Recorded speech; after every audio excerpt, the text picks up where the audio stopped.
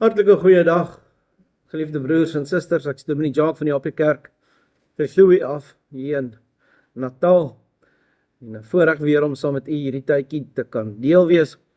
Maar voordat ons saam begin, kom ons bid. Ons groote God, almagtige Vader, Here, dankie vir die liefde, die goedheid wat u aan ons bewys. Here, ons bid dat u met elke een van hierdie gemeentes sal wees, dat dit wat ons hoor, ons sal dit kan verstaan, onthou, Here, maar bo alles kragtig vanuit gaan lewe. Dit bid ons alles in die naam van Jesus Christus, en in deur die werking van God die Heilige Gees. Amen. Geliefdes, ons skrifgedeelte kom vandag uit 'n baie bekende gedeelte, Efesiërs 5. En ons gaan daarvan lees vers 1 tot en 7 met die temateks, vers 1.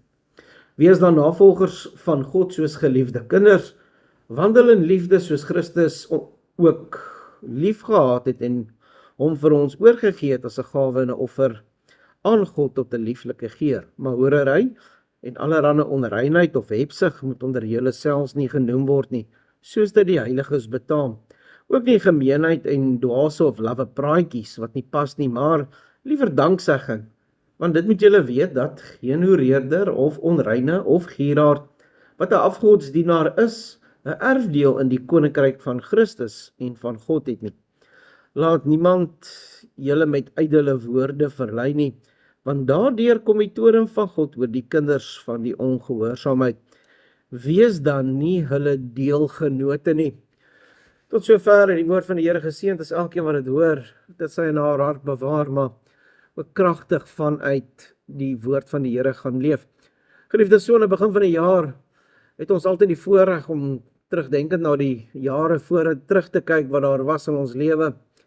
En dan so 'n bietjie selfondersoek te doen en vra, het my lewe hierdie jaar of het my lewe verlede jaar getuig van 'n lewe wat getuig van dat ek 'n navolger van God is.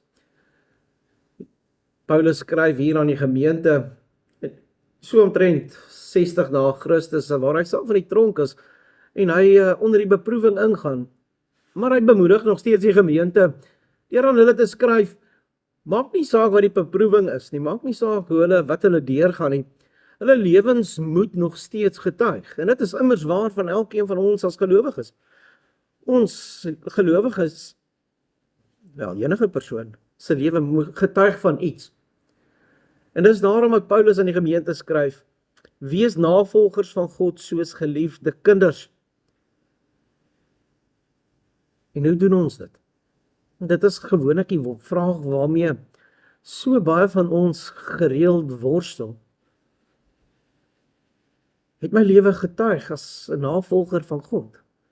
En as hy nie getuig het nie, waarvan moet dit getuig? En dan kom Paulus en hy skryf aan die gemeente, baie eenvoudig, en wandel in liefde soos Christus ons ook lief gehad het. Paulus kom gee nie hier 'n denkbeeldige beeld van iemand wat ver in die verlede was en een of ander sprokiesverhaal wat aan die gemeente voorgehou word nie. Hierdie was 'n baie aktuele beeld wat Paulus aan die gemeente skryf. Wie is 'n navolger van God en hoe doen ons dit? In die voorbeeld van sy seun, ons Here Jesus Christus, wat homself oorgegee het as 'n offer en 'n gawe tot 'n lieflike geur van God. Dit is om 'n navolger van God te wees. Is om in die voorbeeld van Christus te wandel. En as jy nie die Christus ken nie, is dit nodig dat ons terug gaan woord toe.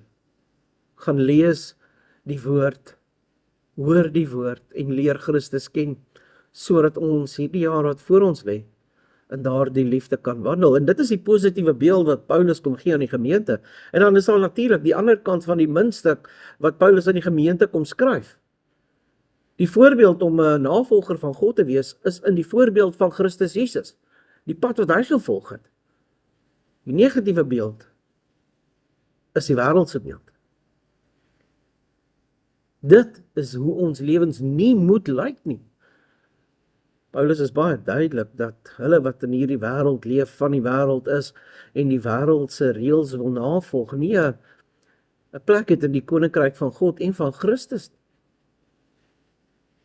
Daarom, geliefdes, mag dit wees dat ons hierdie jaar wat voorlê, sal wandel as navolgers van Christus, van God, in die voorbeeld van Christus, en dat ons lewens getuig dat ons navolgers van God is.